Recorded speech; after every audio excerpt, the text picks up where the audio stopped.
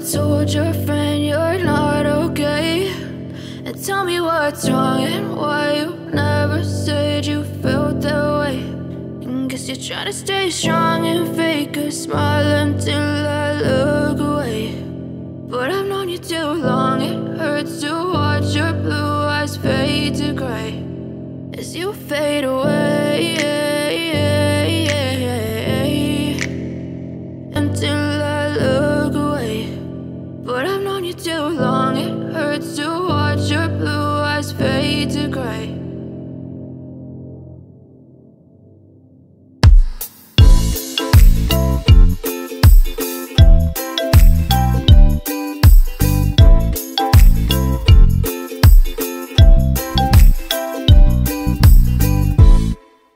Jadę do pracy. Piękny wschód słońca. Po powrocie czas przygotować gołąbki bez zabijania. Kilka osób prosiło, w tym mój syn.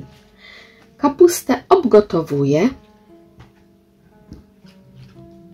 i po wyłożeniu do durszlaka potem jeszcze ciepłą wykładam na ściereczkę do naczyń, żeby odparowała woda, ostygło i nadmiar wody wsiąkł w ściereczkę.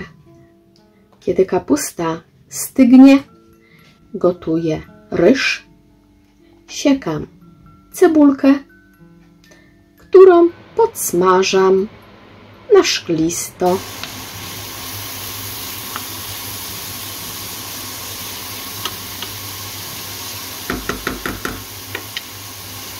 A potem przestudzoną kapustę siekam w moim robocie.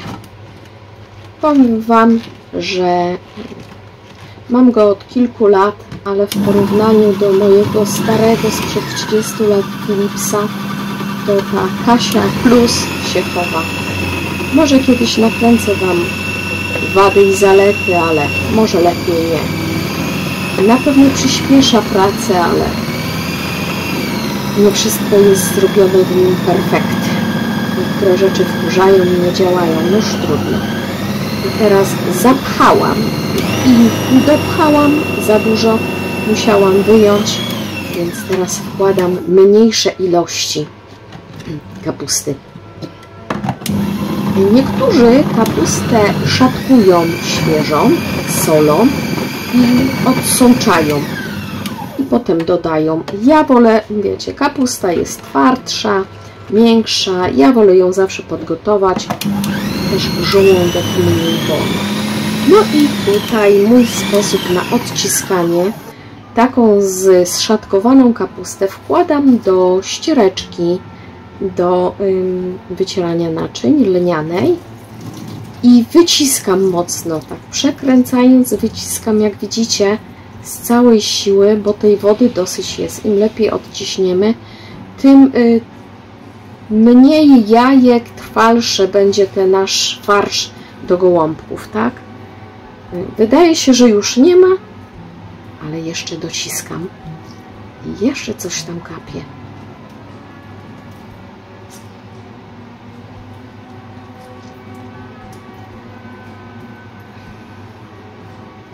Można by było wyciskać i ale już jest ok. I tutaj zszatkowaną, odciśniętą kapustę wrzucam do miski, gdzie już mam ugotowany ryż. Nie jest ugotowany tak bardzo nam, wiecie, rozgotowany. Jest taki lekko al dente, bo jeszcze będzie dochodziło potem, ale to zobaczycie w czym. No i tak po kolei, garść po garści odcedam kapustę. Ja wolę, jak jest więcej kapusty. Nie, niektórzy dają pół kilo mięsa i pół kilo kapusty, ale po odcedzeniu to z tego pół kilo kapusty to wiecie, ile wyjdzie. Ja dałam bardzo dużą połówkę główki. Kiedy to wszystko tam sobie stoi, to ja tutaj Wam pokażę taką, to jest dodatek do Junk Journala, astronomiczny. Rusza się.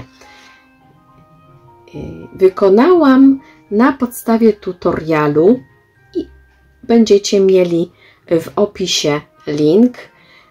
Wydaje mi się, że zrobię sobie kilka wersji kolorystycznych i tematycznych, bo bardzo mi się to spodobało. Taki ruchomy element do journala. To był taki przerywnik, żebyście się nie nudzili na moich vlogach. No więc mamy kapustę, ryż.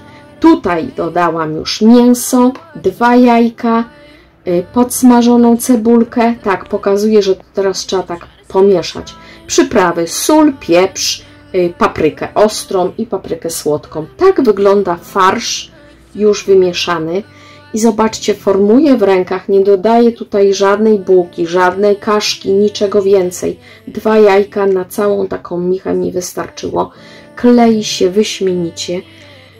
I robię takie kotleciki, jak kotlety mielone. Kształt dowolny, wielkość dowolna, tu już od Was zależy, jaką porcję chcecie. Ja najpierw przygotowuję sobie z całego farszu takie kotleciki i układam je na talerzach. Tak mi jest wygodniej, też w związku z tym, że mam bardzo mało blatów roboczych w kuchni, więc radzę sobie jak mogę.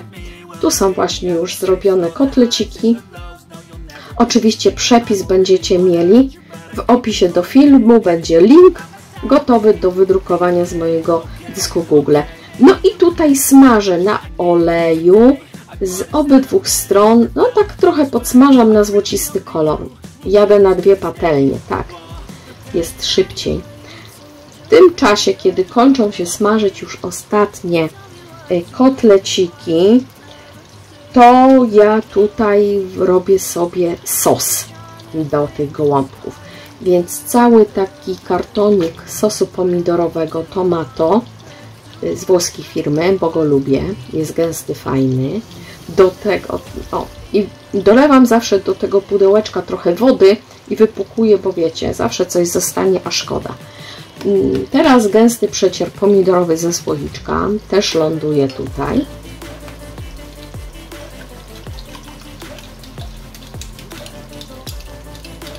Sosik zawsze możecie sobie dorobić, jak Wam zostaną gołąbki. Ja część gołąbków, jak robię więcej, zamrażam właśnie w takiej wersji smażonej.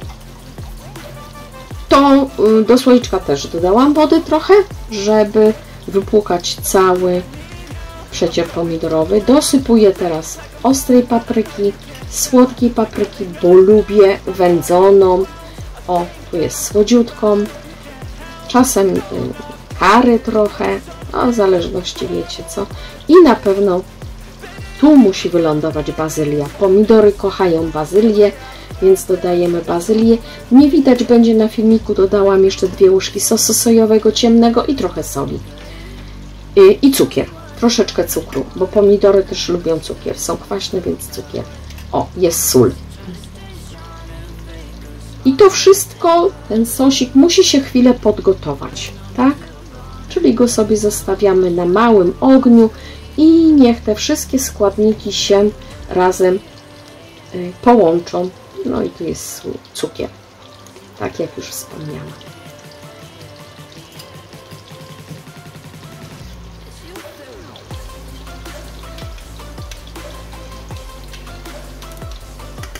Wyciągam ostatnią porcję kotletów i te ostatnie cieplutkie wrzucam właśnie do sosu pomidorowego, żebyśmy mieli na obiadek. Reszta będzie czekała na drugi dzień. Poszły w trymiga, powiem Wam, w trymiga. Wycieram sobie kuchenkę, ponieważ przy smażeniu tych kotlecików strasznie pryska, a wiecie, nie lubię bałaganu, więc od razu gdzieś tam przecieram, póki jeszcze świeże i się nie przypaliły. No i stawiam teraz ten sos pomidorowy na malutkim ogniu. Niech się powoli pyrtoli, bo teraz te kotleciki muszą przejść tym sosem, tak? Czyli jakby dojść, dogotować się, żeby były smaczne. Najlepiej pod przykryciem. No i popatrzcie, one sobie tutaj pyrtolą. Zapach unosi się niesamowity. Od czasu do czasu delikatnie je przesuwam lub przewracam, a możecie o tak podlać tym sosem, żeby były całe zanurzone. A tu już, kochani, jest sobotni poranek. Poranna kawa. I tak wygląda mój pokój po tygodniu. Rano w sobotę taki Armagedon, ponieważ ja i gotuję, i piorę, i pracuję. No jak widzicie, na biurku jest, więc czas trochę ogarnąć ten mój mały bałaganik. Więc możecie zobaczyć, jak wygląda sobotnia poranna rutyna. Wystarczy pościelić tapczan i od razu jakoś w pokoju robi się czyściej. Chciałam też Wam spytać się, czy Wy w piątki po pracy, po tygodniu też jesteście tacy, że po prostu przychodzicie w piątek i dobra, umyję się i idę się położyć spać. Nic mi się już nie chce. Tak. Co do prania, to do prania. Tutaj składam to, co muszę zabrać do pracy, bo pracowałam nad pewną rzeczą skrapową, ale to zobaczycie być może pod koniec sierpnia. Tu jest też coś do testowania. Kup, testuj, powiedz. Więc też to będzie. Nie znikają takie tematy u mnie. No i co? Zostawiam Was na chwilę.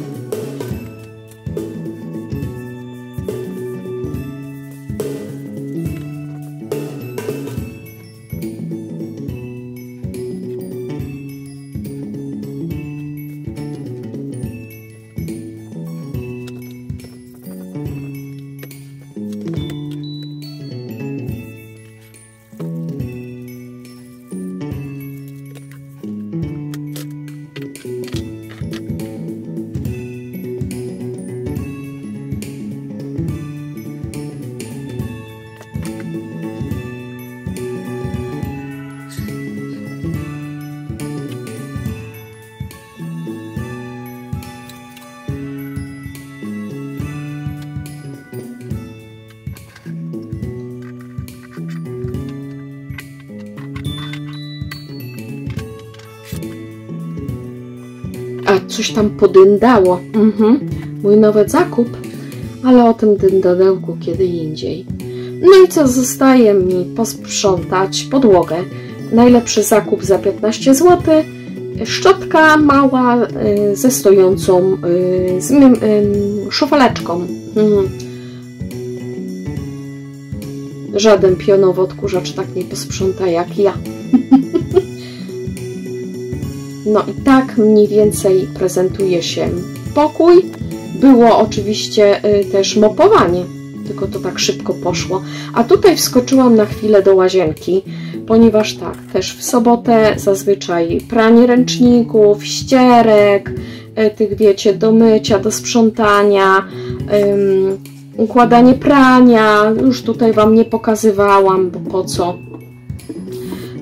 Zakupiony w Actionie płyn do łazienki i do kuchni, powiem Wam, że tak, po pierwsze pięknie pachną i naprawdę fajnie myją. Zapach jest niesamowity, wszystko się umyje, więc polecam. No i tutaj się przyjrzałam moim kranom. Była kamień i nie ma kamienia, ale kamień dalej jest. I zaraz go zobaczycie. O, właśnie tu.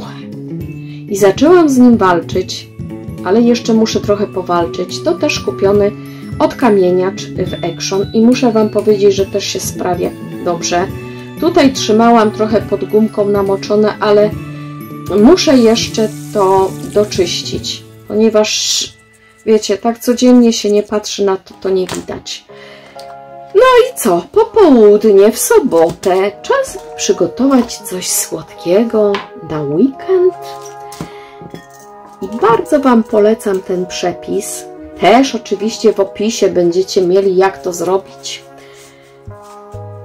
Bo szybki, łatwy, tani i prosty. Przygotowujecie owoce, jakie macie. Ja lubię jabłka, bo akurat miałam i już też te jabłka się zaczęły robić miękkie, więc obieram, wycinam gniazda i kroję na mniejsze kawałki.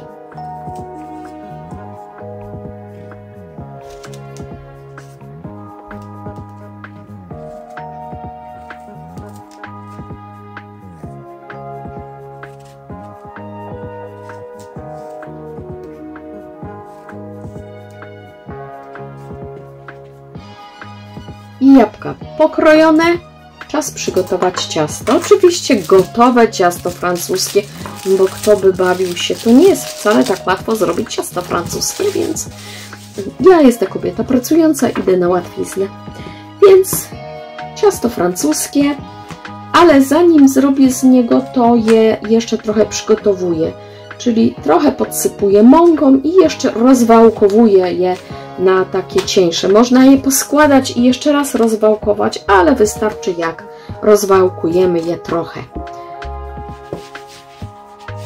No pamiętajcie o lekkim podsypaniu mąką, żeby Wam się nie przyklejało do wałka, do ciasta.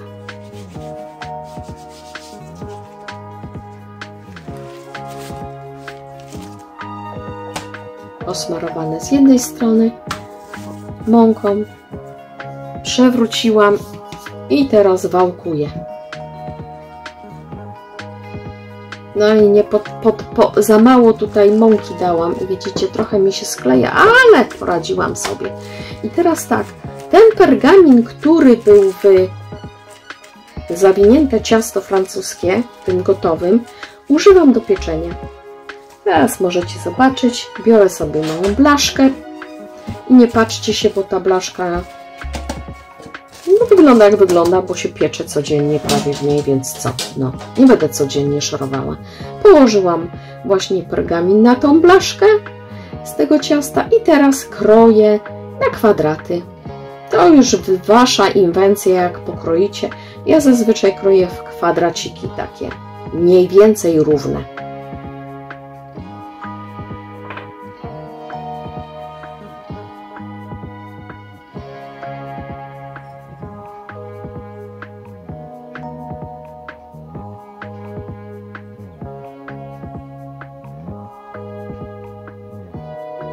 I te górne są dużo większe niż te trzecie, prawda? No ale mniej więcej równe.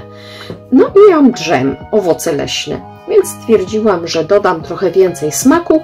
Na każdy kwadracik nakładam troszeczkę drzemu.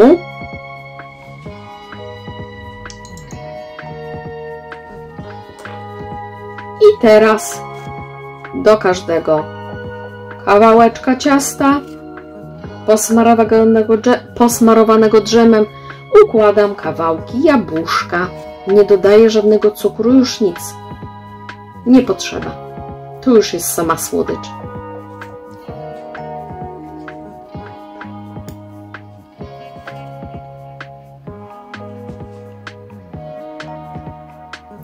I teraz zawijanie. 2 rogi do siebie i potem kolejne 2 do góry. Skręcam je, tworząc taką saszetkę, a boki zlepiam. Widzieliście? Czy nie? No to jeszcze raz. Układam jeden róg z drugim rogiem na górze ciach. Do tego dokładam kolejne 2. Tworzy mi się taka saszetka. I teraz klejam te rogi, takie 4. O. I powstają takie saszetki. I tak po kolei z każdym kawałkiem. No to jeszcze raz, popatrzcie.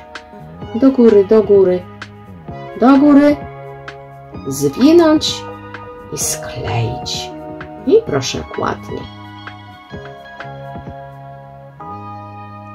No, zrobione.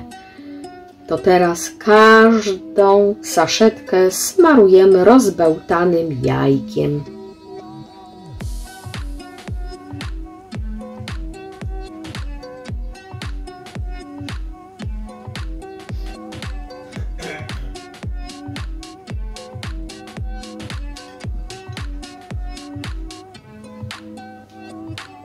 Posmarowane z wyskakuję do piekarnika.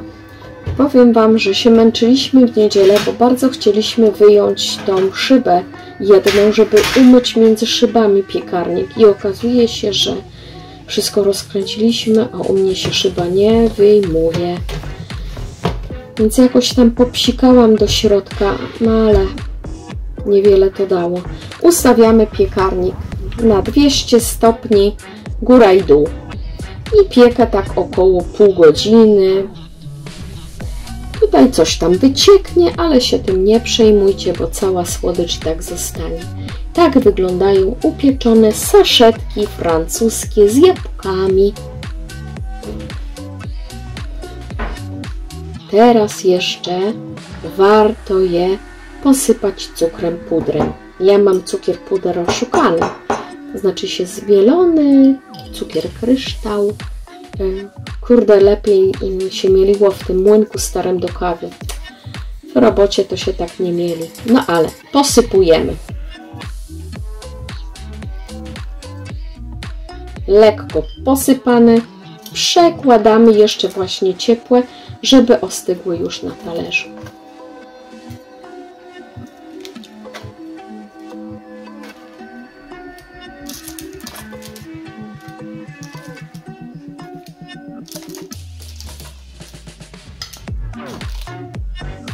Powiem Wam, wyglądają apetycznie i też tak smakują. Zróbcie, przekonacie się sami. Mogłam jeszcze bardziej je podpiec, tak wiecie, jeszcze, żeby to ciasto francuskie się tak... Ciasto francuskie lubi nawet w 220 stopniach, być może jest też dobrze. Och, tu mi się skleił ten sosik, jest.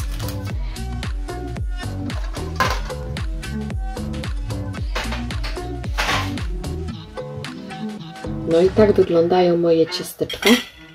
Dosypuję jeszcze trochę cukru, pudru.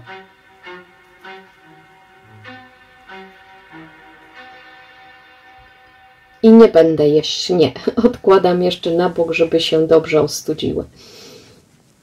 Ale znikają naprawdę piorunem, uwierzcie mi.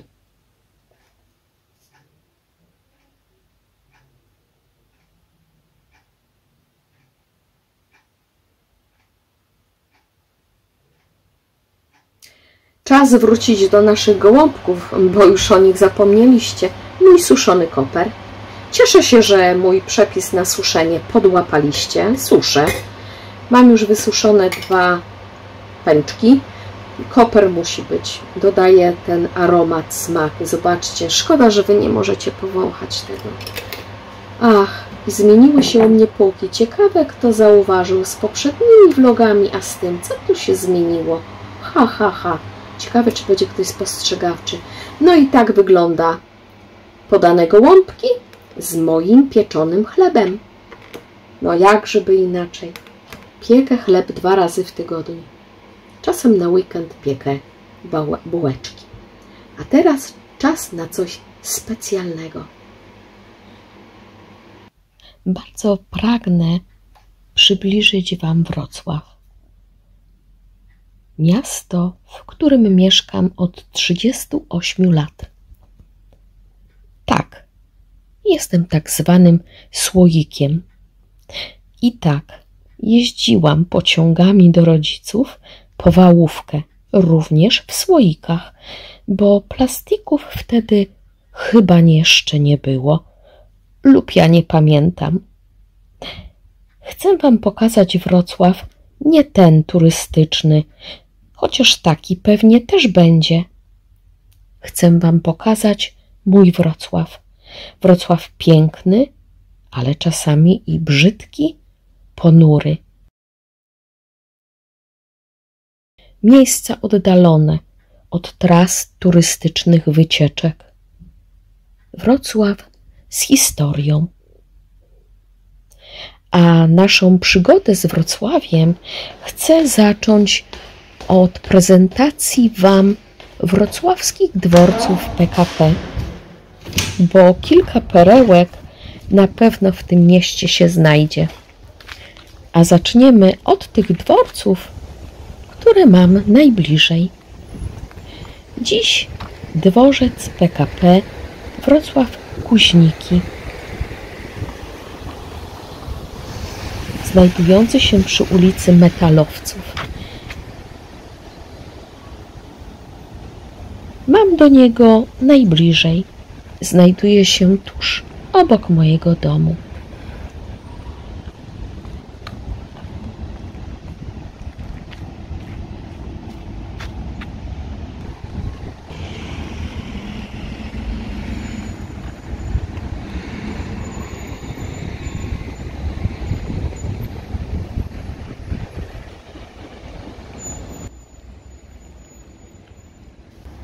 Najpierw zajrzymy jakby od tyłu dworca, czyli od strony torów kolejowych, bo tak chyba będzie najprościej opowiedzieć jego historię. Jego nazwa dawna to Breslau Schmiedefeld, ponieważ znajdował się w podwrocławskiej wsi zwanej Schmiedefeld. Ówczesne cesarstwo niemieckie pod dowództwem Otto Bismarcka zaczęło dynamicznie rozwijać sieć kolei. Kolej miała łączyć Wiedeń z Pomorzem, a więc i również Dolny Śląsk.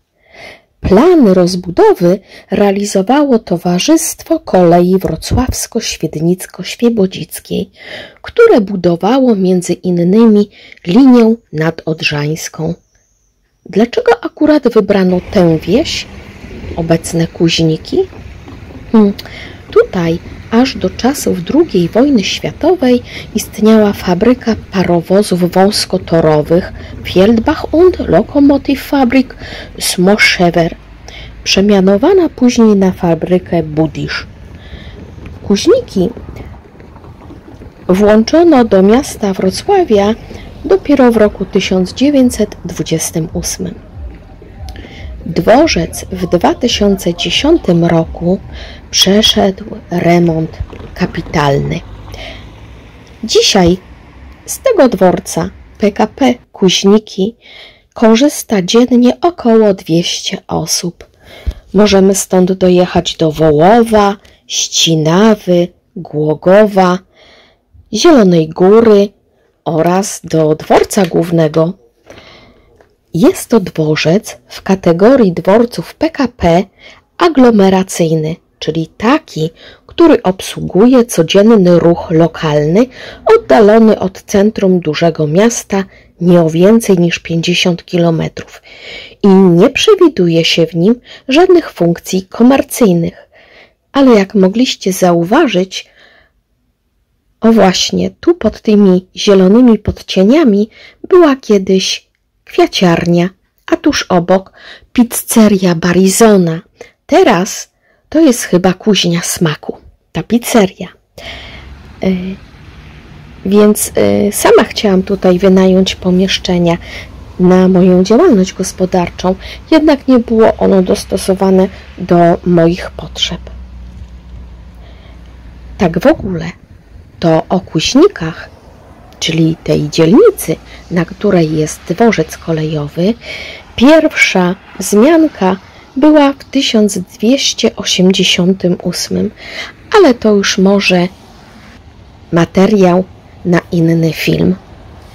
Teraz możecie oglądać dworzec dzisiaj, właśnie w tej chwili. Już widać, że elewacja jest pobrudzona. Nie wszystkie pomieszczenia są dostępne, ponieważ tu mieszkają ludzie. Tutaj możemy zerknąć na ulicę i na taki budynek, który stoi tuż obok. Podejdziemy do niego później. Wydaje mi się, że kiedyś to był budynek przeznaczony na mieszkania dla pracowników, ale mogę się mylić. Tak wyglądała stacja PKP Kuźniki od strony ulicy Metalowców w 1930 roku. Tak, w roku 2004. A tutaj rok 2010. Zdjęcia, w czasie remontu, które elewacja gotowa, widzicie, prace wewnątrz, ściągnęłam ze strony internetowej ogólnodostępnej i będziecie mieli link w opisie.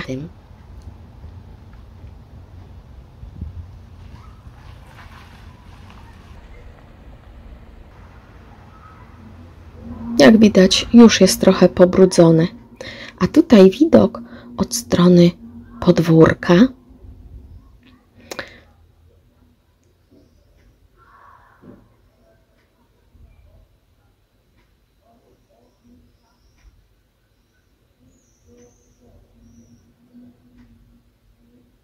Po remoncie wyglądał przepięknie. Tutaj widać też peron z przejściem podziemnym i wejdziemy sobie do budynku.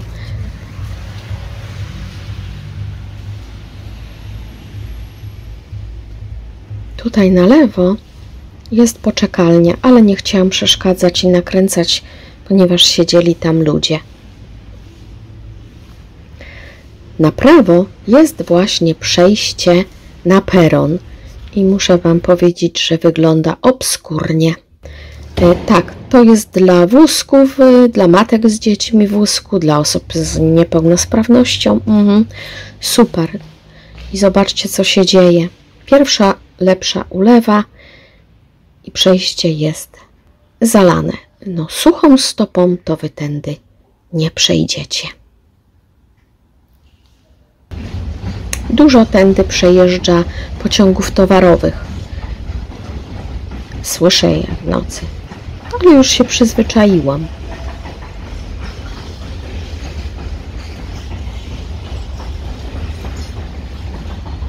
A może dach? Pokażę Wam, ale chciałam Wam pokazać coś, co mi się strasznie spodobało. Właśnie ten zegar. Bardzo ładny. Myślę, że jego nie było wcześniej, jest dodany teraz w celach estetycznych, ale jest naprawdę ładny.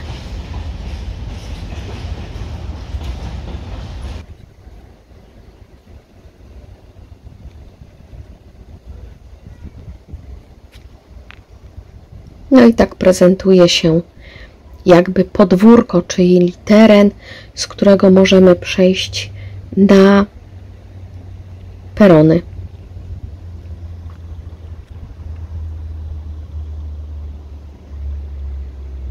A tutaj jest ten budynek, więc wyjdźmy.